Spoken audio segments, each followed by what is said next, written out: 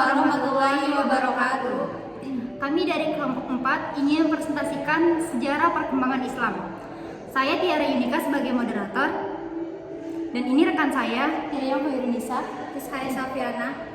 Dan selanjutnya akan dijelaskan oleh rekan saya, Yayang Hoirunisa. Pengertian dan hakikat Islam. Menurut bahasa, Islam berasal dari kata salam, yang artinya adalah damai. Dari kata aslama, Islam berarti menyerah.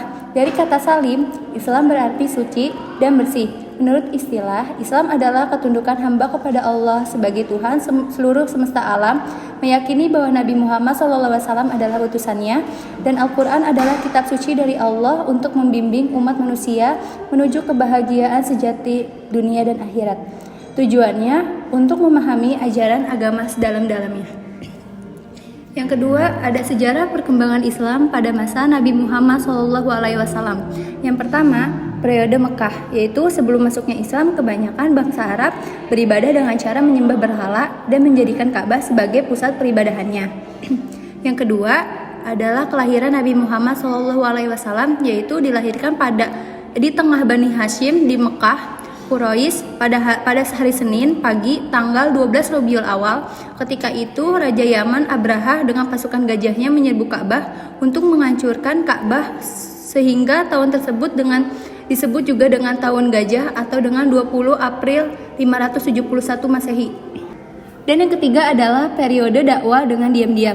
Untuk menghadapi perjuangan dalam menjalankan dakwah Islamiyah, maka pada tahap pertama Rasulullah melakukan persiapan dalam bidang mental dan moral, yaitu rohani dan akhlak. Dan yang terakhir adalah periode dakwah dengan terang-terangan, yaitu dengan datangnya atau turunnya perintah untuk Nabi mulai berdakwah secara terang-terangan. Mula-mulanya Nabi mengundang dan menyeru kerabat karibnya dari Bani Abdul Muthalib, tapi mereka semua menolak kecuali Ali. Adapun strategi yang dilakukan adalah sebagai berikut. Pertama, membangun Masjid Nabawi. Kedua, membangun persaudaraan antara kaum Muhajirin dan kaum Ansor. Dan yang ketiga, membuat kesepakatan untuk saling membantu antara kaum muslimin dan kaum non-muslimin. Sejarah perkembangan Islam pada masa sahabat, yaitu yang biasa disebut juga dengan Khulafaur Rasyidin, itu berasal dari bahasa Arab yang terdiri dari kata khulafa dan rasyidin. Khulafa yaitu bentuk jamak dari kata khalifah yang artinya pemimpin, dalam artian yang mengganti kedudukan Rasulullah SAW sesudah wafat untuk melindungi agama dan siasat politik keduniaan agar setiap orang melaksanakan hukum-hukum syariat agama Islam. Adapun kata rasyidin itu berarti arif dan bijaksana. Jadi Khulafaur Rasyidin mempunyai arti pemimpin yang bijaksana sesudah Nabi Muhammad SAW wafat. Pada Khulafaur Rasyidin itu adalah pemimpin yang arif dan bijaksana. Dan adapun sifat-sifat yang dimiliki oleh Khulafaur Rasyidin sebagai berikut. Yang pertama, arif dan bijaksana.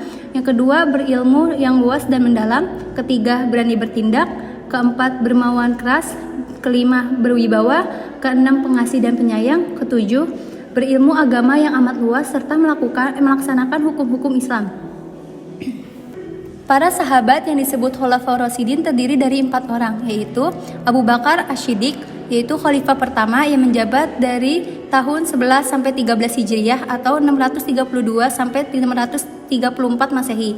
Yang kedua, Umar bin Khattab, khalifah kedua yang menjabat dari tahun 13 sampai 23 Hijriah atau 634 sampai 644 Masehi. Yang ketiga ada Utsman bin Affan yang menjabat dari tahun 23 sampai 35 Hijriah atau 644 sampai 656 Masehi. Dan yang terakhir ada Ali bin Abi Thalib yang menjabat dari tahun 35 sampai 40 Hijriah atau 656 sampai 661 Masehi. Dan selanjutnya kesimpulan akan dibacakan oleh saya. Kesimpulan dari materi ini, Islam adalah agama yang diridhoi Allah.